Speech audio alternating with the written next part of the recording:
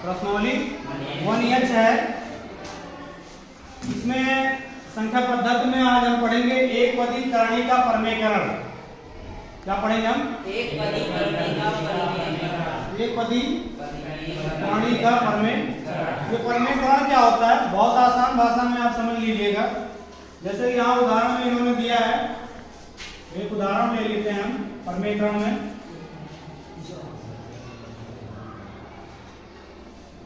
√75 तो परमेकरण करने के लिए आप क्या करेंगे? सबसे पहले दी गई संख्या का गुणनखंड निकाल लेंगे। अभाज्य गुणनखंड क्या निकाल लोगे? अभाज्य गुणनखंड किसका? जो भी संख्या दी गई है। तो 75 का सबसे पहले 2 से तो कटेगा नहीं। क्यों नहीं कटेगा? क्योंकि इसके इकाई स्थान पर 5 है, जो कि विषम संख्या है। हाँ?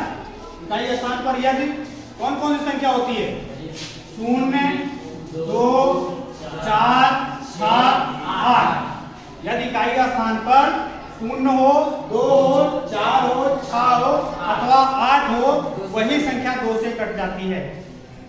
अब चाहे इतनी बड़ी संख्या होगी, ध्यान दे लीजिएगा। अब बात आती है 3 से। 3 से कौन सी कटेगी वो भी आपको बताया गया है। क्या करते हैं हम? भाग देने से पहले आप क्या करेंगे कि उसको जो है जितने अंक दिए गए हैं उनको आप जोड़ लीजिए। अंक कौन है? 7 है और 5 है। 7 और 5 को जोड़ते हैं आप, हो जाता है 7, 5, 12। 7, 5, 12 और 7, 5, 12। 3 के पहाड़ा में 12 नहीं आ रहा है। 3 चौक 12 जी।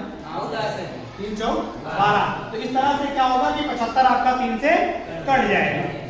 तो अब आप इसको जब 3 से कट जाएगा तो 3 से इसको हम काट लेंगे, अर्थात भाग दे लेंगे। जो भाग फैलाता है उसी को नीचे लिखते हैं, यही होता है ना। आइए फिर कैसे होगा? 3 का पहाड़ा 7 के लिए 3 गुना 6, 1 7, 15 हो गया। 3 बचे 15। अब ये आपका 25 है। इसके अंकों को जोड़िए। 2 और 5 कितना हो गया? 7। 3 के पहाड़ा में 7 नहीं है, 3 दूनी 6। इसका मतलब है कि 25 3 से नहीं कटेगा। इसके बाद में क्योंकि हमको क्या करना है? अभाज्य गुणनखंड करना है। क्या करना है? अभाज्य गुणनखंड। और अभाज्य गुणनखंड का मतलब है कि सबसे पहले आपको 2 से काटना है, फिर उसके बाद में 3 से काटना है, फिर 5 से, फिर 7 से, फिर 9 से नहीं काटना। 9 क्योंकि आपकी 9 भाज्य संख्या है, अभाज्य नहीं है। उसके बाद में आपको 11 से काटना होता है। ठीक है? तो 2 से तो पहले ही कैंसिल हो गया। 3 से यहाँ तक हुआ, अब आगे नहीं होगा। अब 5 वाले में समझ लीजिएगा। 5 से कौन सी संख्या कटती है? जिस संख्या के इकाई स्थान पर, जिस संख्या के इकाई स्थान पर 0 अथवा 5, 0 अथवा 5, या तो 0 हो या तो 5 हो, वह संख्या क्या होती है? 5 से कट जाती है। तो 5 से भी कट जाएगी। 50, 25 और 5 करना 5। ठीक? अभी आप इसका जो है गुणनखंड कर लेंगे। जो गुणनखंड आया उसको यहाँ पे लिख दीजिए। 3 गुणा 5 गुणा 5। ठीक है ना? इस तरह से आप देख रहे हैं। इसको आपका जिसका जोड़ा बनेगा उसको क्या करेंगे आप? बाहर कर लेंगे। 5 निकल गया बाहर। अंदर बचा कौन? 3 बचा। अगर इस 3 का एक और जोड़ा बन जाए, अगर इस 3 का एक और जोड़ा बन जाए तो क्या होगा कि ये भी क्या होगा? बाहर हो जाएगा, अर्थात इसका भी वर्गमूल निकल जाएगा। तो यही आपकी जो संख्या है √3, यही इसका क्या है? परमेयकारी गुणक है। यही क्या है? गुणक। अतः आप यहाँ पर लिख देते हैं, अतः √75 का परमेयकारी